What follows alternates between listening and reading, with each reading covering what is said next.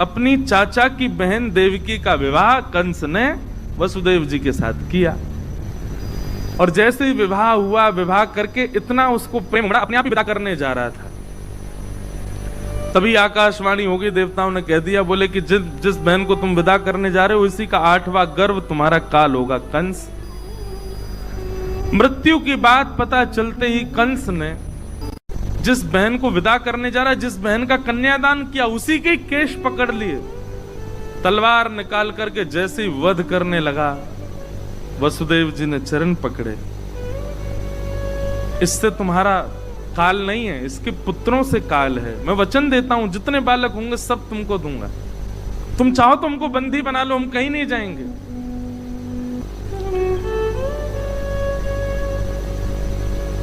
कंस ने कहा मुझे आपकी बात पर भरोसा है, वचन दीजिए जितने बालक होंगे सब मुझे देंगे आप।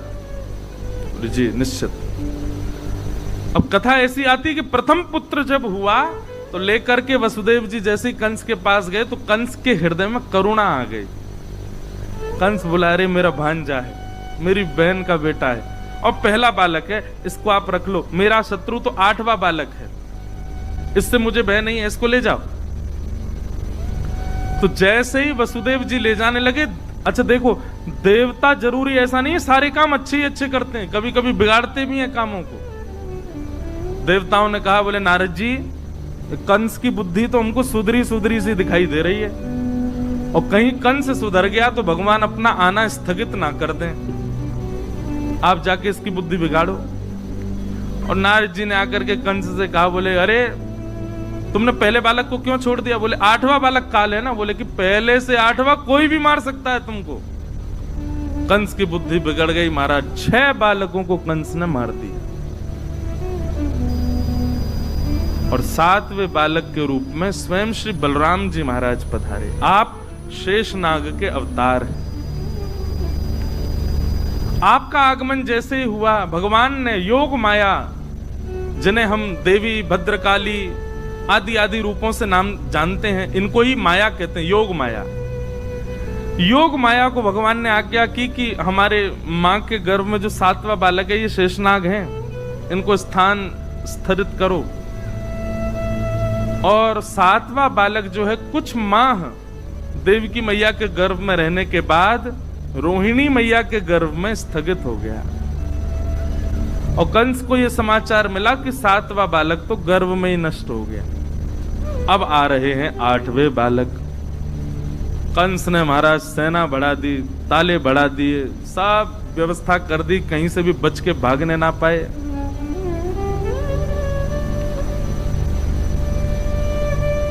जिस दिन से ठाकुर जी गर्भ में आए, देवकी मैया इतनी सुंदर लगती हैं, इतनी प्यारी लगती हैं, भागवत में वर्णन है।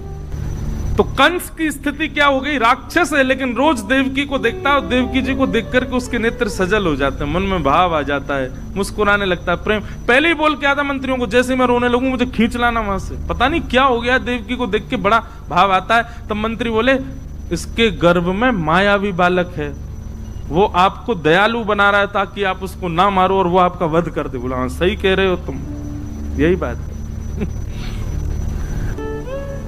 भादों का महीना, अष्टमी तिथि,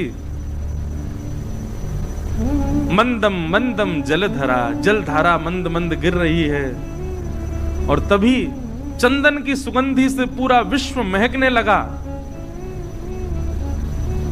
कंस के कारागृह में, मथुरा में देवकी मैया और वसुदेव जी हाथ जोड़ करके भगवान की प्रार्थना कर रहे हैं। और तभी देवकी मैया के गर्भ से एक दिव्य तेज प्रकट हुआ, अद्भुत तेज प्रकट हुआ। और उस तेज पुंज के विश्राम होते ही शंख चक्र गदा पद्मधारी श्रीमन नारायण श्री बाल कृष्ण प्रभु प्रकट हो गए। ठाकुर जी छोटे से बालक ही हैं लेकिन अद्भुत बालक हैं। बोले भैया अद्भुत बालक कैसे हो गया? बोले क्योंकि ठाकुर जी की 2 भुजाएं नहीं थी जब प्रकट हुए, 4 भुजा वाले ठाकुर जी प्रकट हुए। और अद्भुत बालक क्यों हैं? बोले 4 भुजाएं भी खाली नहीं है, शंख चक्र गदा पद्म गर्भ से ही लेकर के ठाकुर जी प्रकट हुए हैं। बिल्कुल भी बड़े ठाकुर जी के स्वरूप का चिंतन मत करना, छोटे से लाल जी ही चतुर्भुज रूप में हैं। शंख चक्र गदा पद्म हाथ में धारण किया है। और पीतांबरम सांद्र पयोद सौभगम। ठाकुर जी पीतांबरी पहन करके, पीली धोती पहन करके प्रकट हुए, कपड़ा लत्ता पहन के आए लाल जी, पूरे तैयार श्रृंगार करके आए अपना।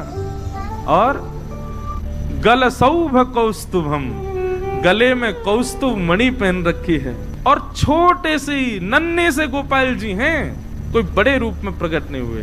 बोल बाल कृष्ण लाल की। दर्शन हुए सबको। कभी कभी मन होता है नेक्स्ट से गोपाल जी उन्हीं की 4 भुजा हूं, यो पेट निकल रहा नेक्स्ट से बाहर, गद मदरा से हाथ गोल मटोल लाल जी, 4 भुजा, गद मदरा से पाम, गोल गोल गाल, और 4 भुजा वाले 2 दतुइयां निकल रही हैं। वैसे तो जन्म लिए दांत नहीं थे ठाकुर जी के, होते तो वर्णन आता कि दांत थे, पोपले ही भये लाल जी। ठाकुर जी को प्रकट प्रादुर्भाव हुआ। छवि देख करके निहाल हो गए देवकी और वसुदेव। वसुदेव देवकी दोनों ने चरणों में प्रणाम किया। ठाकुर जी बोले मैया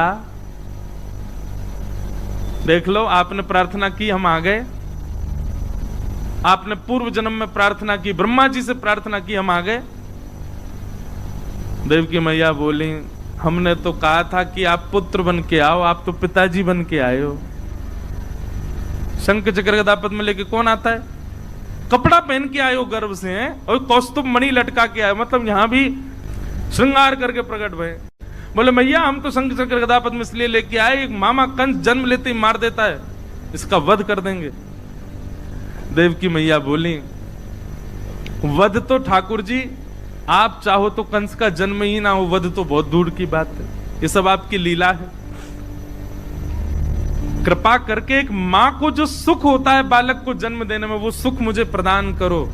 मेरे 7 बालकों को कंस ने मार दिया, 6 बालक मार दिए, 7वें का जन्म नहीं हुआ। मैं यह सौभाग्य प्राप्ति नहीं कर पाई कि अपने बालकों को अपना पयोधर पान करा सकूं।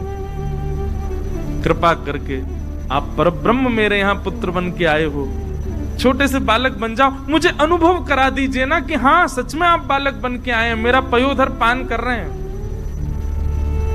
ठाकुर जी बोले मैया 2 भुजा अंतर ध्यान कर देंगे, लत्ता कपड़ा सब उतार देंगे, बालक बन जाएंगे, लेकिन फिर याद रहे लीला करने के लिए फिर हमको समय चाहिए। 11 वर्ष 56 दिन के लिए हमको ब्रज भेजना, लीला करके बढ़िया माखन मिश्री खा के गोप ग्वालों के संग आनंद करके फिर आएंगे। 11 वर्ष का प्रतीक्षा करनी पड़ेगी, तब आकर के हम महाराज कंस को वध करेंगे। मंजूर हो तो बताओ। तो मैया ने दूसरा भाव अपनाया, बोले क्षण भर का संयोग मिले, उसके बाद भले ही 11 वर्ष का वियोग मिले, कोई दिक्कत नहीं, आप गोद में आओ।